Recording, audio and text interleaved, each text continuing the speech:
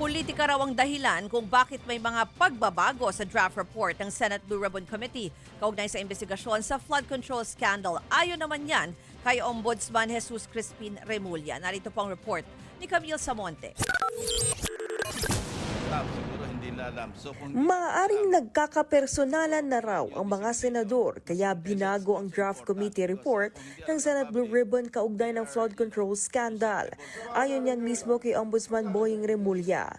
Ngayong araw lang, kinumpirma ni sa Blue Ribbon Committee Chairman Ping Lacson na nagkasundo ang mga senador na amyendahan ang draft ng committee report na nagre-rekomendang kasuhan ang ilang opisyal na dawit umano sa katiwalian. Kabilang narito ang ilang kapwa nila senador. Pero sa bagong bersyon, inirekomenda ng Blue Ribbon Committee na magsagawa muna ng preliminary investigation laban sa mga sangkot na opisyal. Kabilang rito sina Senador Chis Escudero, Joel Villanueva at Jinggoy Estrada. Para kay Ombudsman Remulla, politika ang dahilan nito. It's politics. Siyempre may mga kaibigan niya sa loob na pipirma, wag lang nalagay yung pangalan. Gano'n yan. May negotiation yan. May compromise yan. Pero, at least, yung pagkapangalan sa kanila tsaka yung records intact. Ang mahalaga dyan, yung records ng Blue Ribbon Committee tsaka lahat ng testimonies niya.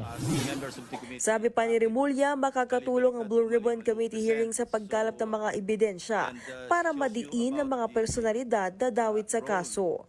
Ang halaga yun kasi nagis na namin ng maraming kaso at nagkaroon kami ng laman sa kaso dahil sa Blue Ribbon Committee hearings.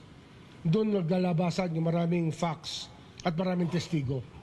So, dapat igalang talaga ang Blue Ribbon when it comes to that. No?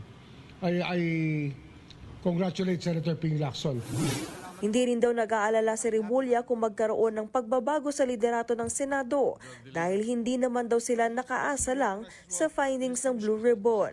Sa ngayon, tumanggi munang magbigay ng update si Remulla sa itinatakbo ng sariling investigasyon ng Ombudsman. Pero anya, marami raw aabangan sa mga susunod na buwan. Nakahanda na rin daw ang kanilang arrest teams. So, the next few months will be exciting. There will be a lot of work done.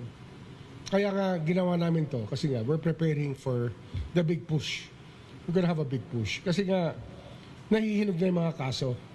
So it's really more of us shoring up the evidence and making sure that we're able to present them properly. Nagbabalita mula sa Frontline, Camille Samonte, News 5. Mga kapatid, ako po si Ruth Cabal. Dito tayo sa totoo, dito tayo sa True FM.